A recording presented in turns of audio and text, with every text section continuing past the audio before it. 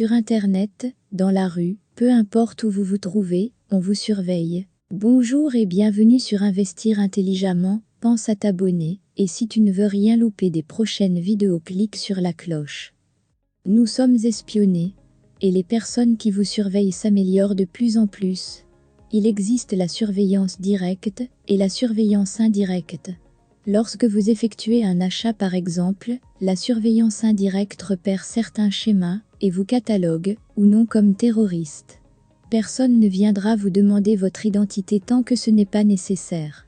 Certaines sociétés exercent la surveillance directe, c'est une pratique qui interagit avec les satellites, qui constamment prennent des photos de votre rue et les envoient au gouvernement.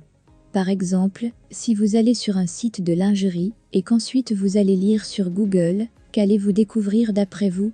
Et oui, vous l'avez deviné, c'est bien une publicité pour Victoria's Secret à droite de l'écran. Ça s'appelle du reciblage publicitaire. Certaines sociétés observent ce que vous faites en ligne, puis reciblent des publicités qui vous suivent dans votre navigation sur Internet. Quand vous marchez dans la rue, à Paris, Londres ou New York, certaines sociétés ne se contentent pas de vous observer, mais regardent également ce que vous faites et l'analysent.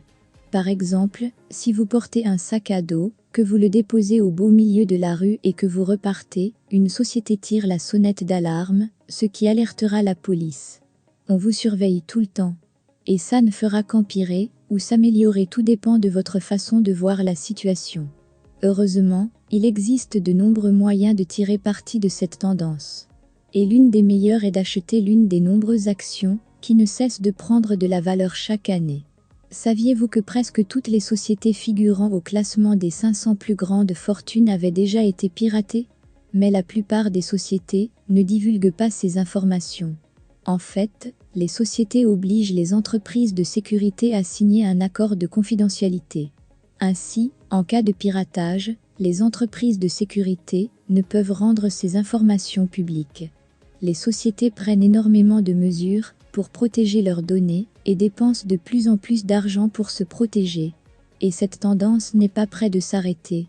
Toutes les études de marché s'accordent à dire que le marché de la cybersécurité devrait se développer et atteindre les 200 milliards d'ici les prochaines années.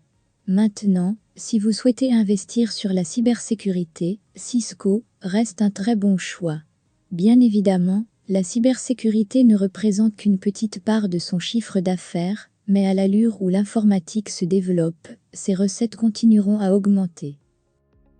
Il faut savoir une chose, c'est que le gouvernement, les sociétés, sont en guerre contre les pirates informatiques.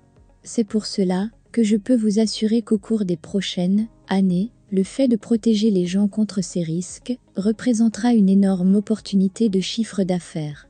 Les investisseurs feraient bien de surveiller de très près ce qui se passe dans cet univers pour repérer de nouvelles opportunités.